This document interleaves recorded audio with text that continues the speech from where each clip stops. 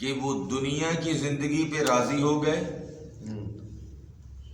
اور ثواب کو بیچ دیا، آخرت کو بیچ دی، آخرت کو بیچ دیا، آخرت کو بیچ دیا۔ ٹھیک ہو گیا جو اللہ نے نازل کیا۔ کس وجہ سے انہوں نے یہ انکار کیا، یا دوسرے لفظوں میں کس وجہ سے انہوں نے اپنی جانوں کو بیچا؟ یہ علت ہے کیوں انہوں نے قرآن کا انکار کیا، کیوں انہوں نے پیغمبر صلی اللہ علیہ وآلہ وسلم کی نبوت کا انکار کیا، کیا وجہ تھی؟ ٹھیک ہے، کیا تھے؟ بغیاً، حسد کی وجہ سے۔ حسد کس بات کا تھا؟ یہ کل بھی عرض کیا تھا کہ کیا ہے، تفسیریہ ہوتا ہے، ان ینزل اللہ، اللہ کا نازل کرنا اپنے فضل کو جس پر چاہے، من عبادہ ہی، اپنے بندوں میں سے، اپنے بندوں میں سے چاہے جس پر اپنے فضل کو نازل کرے۔ اس کے نازل کرنے پر انہوں نے حسد کیا کہ یہ فضل یہاں پر کیوں ہوا ہے، ہمارے اوپر کیوں نہیں ہوا، یہ بنی ہاشم میں کیوں پیدا ہوئے، بنی اسرائیل میں کیوں، یہ بنی ہاشم میں پیدا کیوں ہوئے اور بنی اسرائیل میں پیدا کیوں نہیں ہوئے؟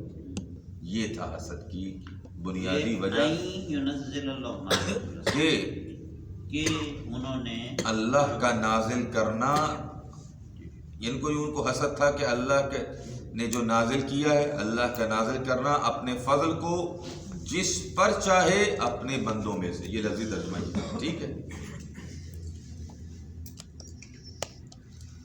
اپنے بندوں میں سے جس پر چاہے اللہ اپنا فضل کرے، اس سے ان کو حسد ہوا کہ ہمارے اندر کیوں نہیں آئے پیغمبر۔ اسرائیل میں آتے تو پھر وہ مان لیتے، ٹھیک ہے، اسرائیل میں نہیں آئے تو پھر انکار کر دیا۔ فباؤ بغضب علی غضب، کیا ترجمہ کیا مولانا فرمان صاحب نے؟ بس ان پر غضب پر یہ غضب ٹوٹ پڑا۔ رجعو کا معنی یہاں پر کیا تھا، پس وہ غضب بالائے غضب میں گرفتار ہوئے، یا غضب میں کیا کہتے ہیں ان کے اوپر ٹوٹ پڑا، یعنی صرف غضب نہیں، غضب کے اوپر غضب۔ اچھا، پھر غضب کے اوپر غضب، اس کی مختلف تفسیریں جو آئندہ عرض کی جائیں گی، مختلف احتمالات دیے گئے۔ وَلِلْكَافِرِينَ عَذَابٌ مُّهِينٌ، اور کافروں کے لیے توہین امیز عذاب ہے۔ توہین امیز عذاب کیوں ہے؟ کیوں توہین؟ اچھا، اللہ نے جو بھیجا تھا قرآن کریم اور پاک پیغمبر صلی اللہ علیہ وآلہ وسلم کی نبوت کو، نبی صلی اللہ علیہ وآلہ وسلم کو ہدایت کے لیے، تو اس کا انکار توہین تھا یا نہیں تھا؟ نمائندگی خدا کا، خدا کی اہانت نہیں تھی، خدا کی اہانت تھی کہ اللہ کی ذات منوانے کے لیے بھیج رہی ہے اور یہ اس کا انکار کر رہے ہیں کیونکہ اللہ کے حکم کی اہانت کی ہے، بس عذاب بھی ویسا ہی حاصل ہوگا۔ جس طرح گناہ کی سچویشن ہے، ویسے ہی اس کے مقابل میں کیا ہوگا؟ عذاب ہوگا۔ یاد ہے وہ روایت جو آپ کو کئی مرتبہ شاید عرض کی ہے کہ جو متکبر ہے، اصول کافی میں شاید یہ روایت موجود ہے، وہ قیامت والے دن چیونٹی کی شکل میں معشور ہوگا۔ کیا وجہ ہے؟ چیونٹی، کیونکہ اس نے اپنے آپ کو بہت بڑا جانا، ٹھیک ہے بھائی، وہ اپنے آپ کو بہت بڑا جاننا، اور تیرا حشر ہی اسے چنا۔ سمجھ میں آ رہی؟ ایک تیسری چیز جو ان آیات سے شاید استفادہ کیا جا سکے وہ یہ تھی کہ جو معصوم کا فرمان ہے، پڑھ چکے ہیں چند مرتبہ، کہ ہر برائی کی بنیاد 3 برائیاں ہیں، 3 چیزیں ہیں: حسد، تکبر، حرص۔ حسد، تکبر، آپ پڑھ چکے ہیں اس بات کو۔ تو یہاں امام حسن علیہ السلام نے امام باقر علیہ السلام کا بھی ہے اور باقی ائمہ کی بھی اس کی طرف کیا کہتے ہیں اشارے موجود ہیں. تو یہ قرآن کریم ہے. بغین یہاں سے حسد واضح بتایا جا رہا ہے کہ حسد کی وجہ سے انہوں نے اپنی جانوں کو بیچا. آیت نمبر 87 میں استکبرتم تکبر کی بات آئی اور اسی طرح سے یہ جو بار بار آ رہا ہے کہ انہوں نے اپنی جانوں کو بیچا. انہوں نے اپنی جان اور پیچھے والی آیات میں بھی تھا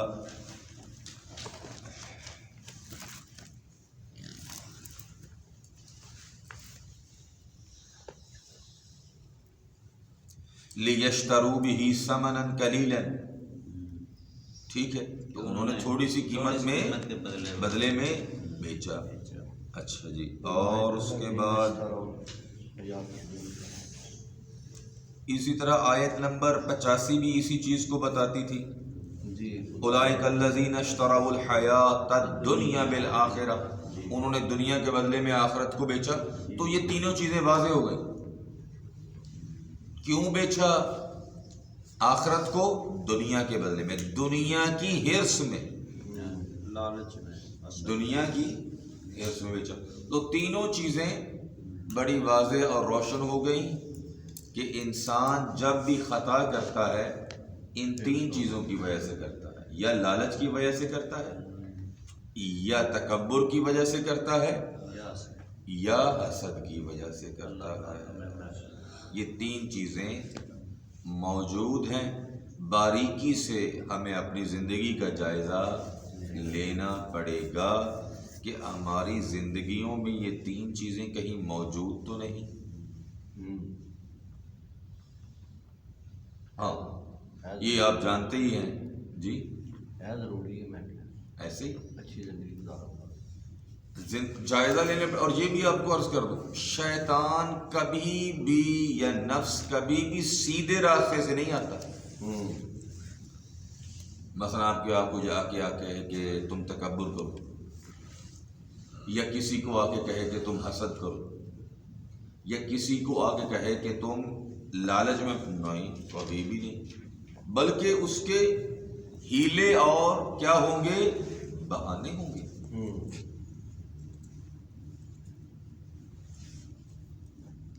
اگر دین والے ہیں تو ان کے لیے ہیلے بہانے اور ہوں گے. اگر دنیا دار کچھ لوگ ہیں ان کے لیے ہیلے بہانے اور ایک کے لیے اس کا علیحدہ ہی کیا ہے حساب و کتاب. یہ لوگ کہ جو کیا کہتے ہیں کہ پوری دنیا کو یرغمال بنائے ہوئے ہیں, ٹھیک ہے, اور دنیا کے اوپر ظلم و ستم کر رہے ہیں. اچھا جی, نعرہ کس کا ہے؟ حقوق بشریت کا. چاہتے کیا ہے؟ ساری دنیا کو چاہتے ہیں. اچھا, پھر کیوں کرتے ہیں؟ کہتے ہیں جی ہم ہی انسان ہیں, باقی سارے حیوانوں کی مثل. یہودیوں کا یہ نظریہ ہے, سارے انسان کیا ہیں؟ حیوانوں کی مثل ہیں, اور حیوانوں سے کام لینا چاہیے. حیوان کو مار بھی دیا جائے تو کوئی مسئلہ کیا ہے؟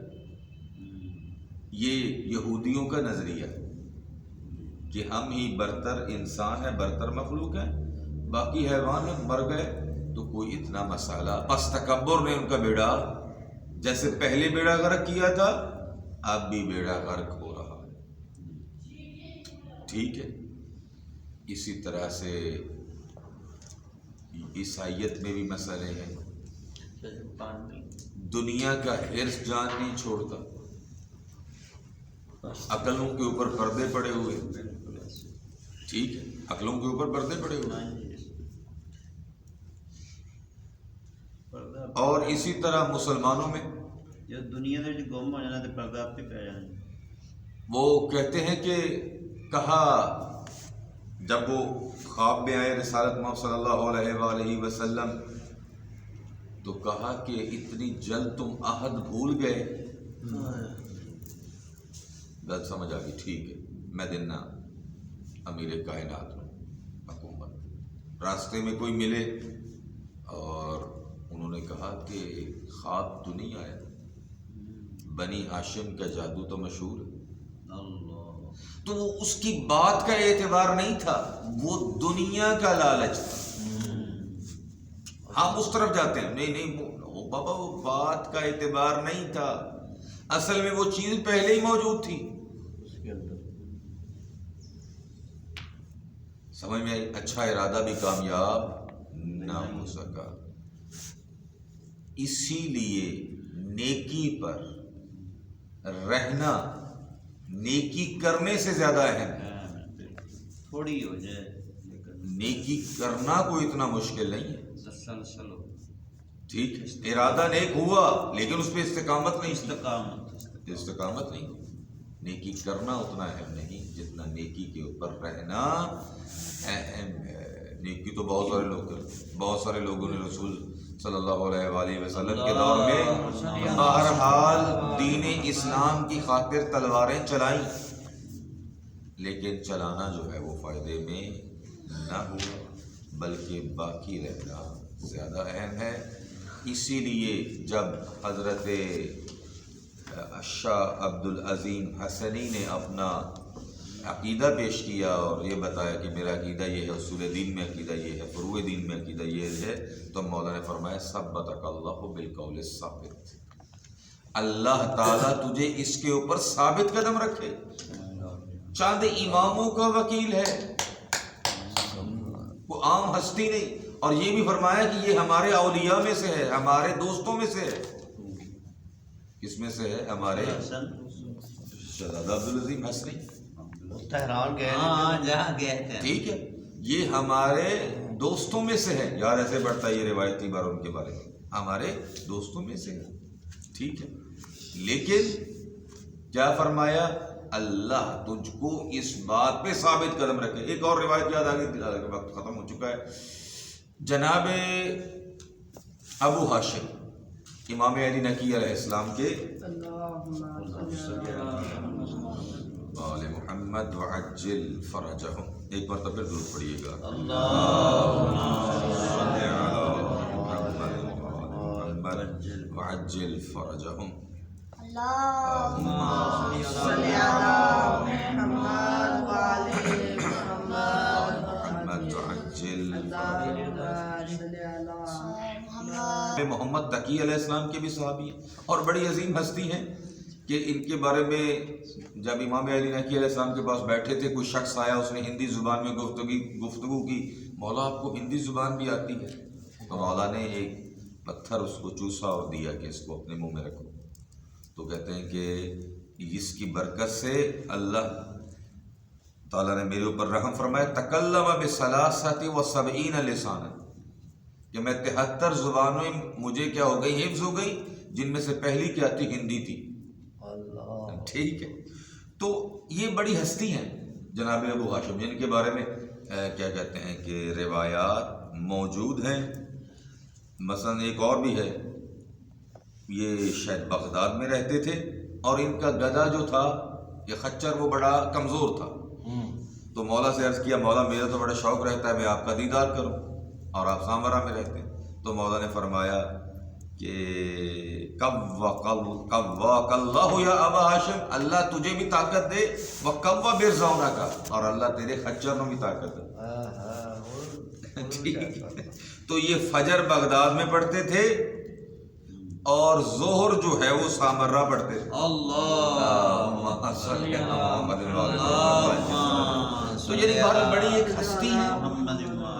ٹھیک ہے، تو انہوں نے امام علیہ السلام کو خط لکھا کہ کسی نے خط لکھا تھا کہ ہمیں کوئی دعا تعلیم دیں. تو مولا نے اس کو دعا تعلیم دلوانے کے لیے لکھوا رہے تھے کہ یہ دعا پڑھا کریں، یا اسماء السامعین، یا ابصر المبصرین، یا عز الناظرین باسرع الحاسبین، یا ارحم الراحمین، یا احکم الحاکمین، صلی علی محمد و آل محمد واوصی فی رزقی و مدّ لی فی عمری ومن علی برحمتک واجعلنی ممن تصر بہ لدینک. یا اللہ مجھے اس میں سے شمار فرما جو تیرے دین کے مددگار، ولا تستبدل بی غیری، اور میرے علاوہ کوئی اور نہ ہو. دعا میں لگ بچ مولا نے فرمائی نا بھی، اے دعا کسی بات سے لکھتے تھے یا اپنے لیے تھا، بہرحال میں اس میں وہ نہ ہو جائے، اشتباہ نہ ہو جائے. ٹھیک ہے، یا اپنے لیے دعا تھی یا کسی کے لیے، بہرحال روایت کیونکہ ابھی میرے ذہن میں اس کا مضمون ہی ہے. تو جب یہ دعا کی نا کہ یا اللہ میرا شمار اس میں فرما جو تیرے دین کے مددگار ہو، کہتے ہیں میں دلی چاہ کے یا اللہ میں نے اس گروہ شمار فرما. اس گروہ ہستی دیکھیں اور ان کی تواضع دیکھیں. کہتے ہیں میں دل میں یہ کہہ رہا تھا تو مولا فرمایا انت فی حزبی، تو بھی اس گروہ میں ہے. تو بھی اس گروہ میں ہے. ٹھیک ہے کہ تو اللہ پر ایمان لانے والا ہے، رسول کی تصدیق کرنے والا ہے، اولیاء خدا کا کیا کہتے ہیں کہ اور معرفت رکھنے والا ہے، اور تو تابع ہے. تجھے خوشخبری ہو جو ماننے والے ہیں وہ اس طرح سے تواضع کے مالک ہیں کہ یا اللہ ہمیں نیکی کے اوپر کیا رکھ، باقی رکھ. ٹھیک ہے، اور تمنا کرتے ہیں کہ ہم اسی گروہ میں سے کیا ہوں، شمار ہوں، جس کے لیے جو معجزات دیکھ چکے ہیں وہ یہ کہتے ہیں.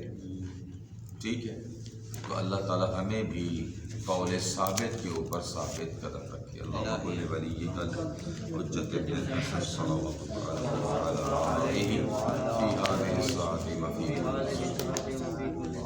ولیا مغافظا قائلا مناصرا دلیلا بعیدا حتى تسكنه أرضك طوعا وطمعا